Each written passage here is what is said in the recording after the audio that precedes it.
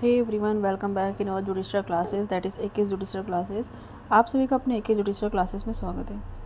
So today we are going to read the CPC civil procedure code 1908 from page to page, मतलब starting page से end page तक हम बस direct reading करेंगे।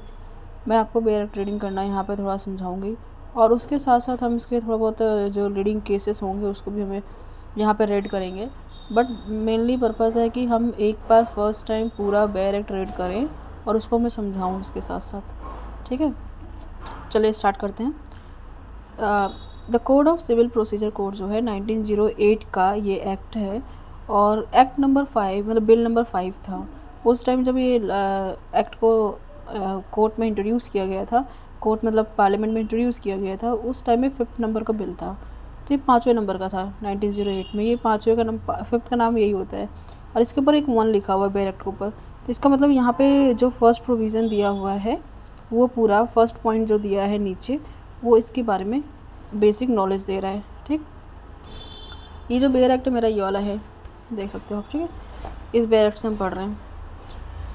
An act to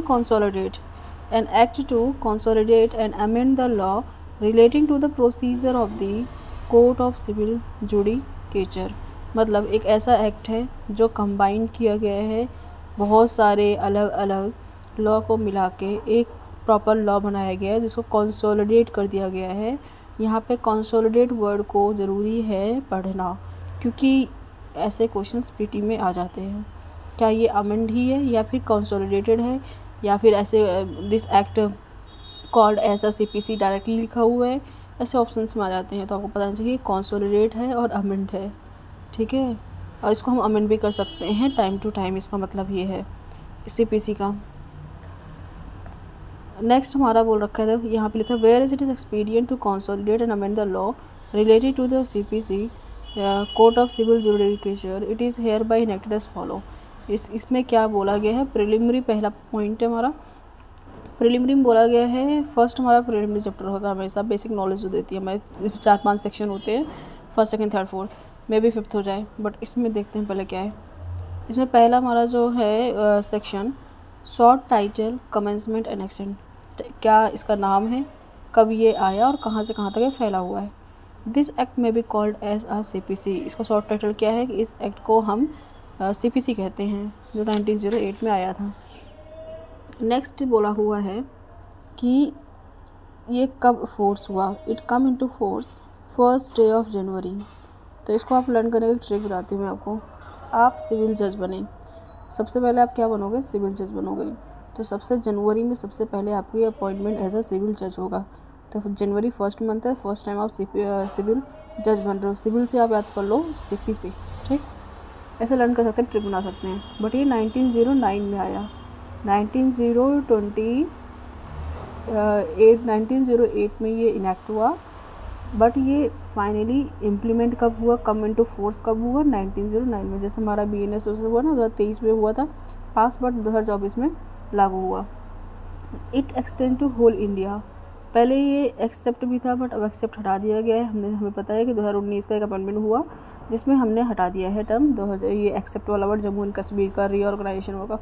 तो ये extend to whole India हो गया है। हमारा ये लाइन कर चुका है। ये वाले जो बी पॉइंट है, यहाँ से क्वेश्चंस बनते हैं। क्या लिखा हुआ है, the state of Nagaland and tribes area, अब ये है।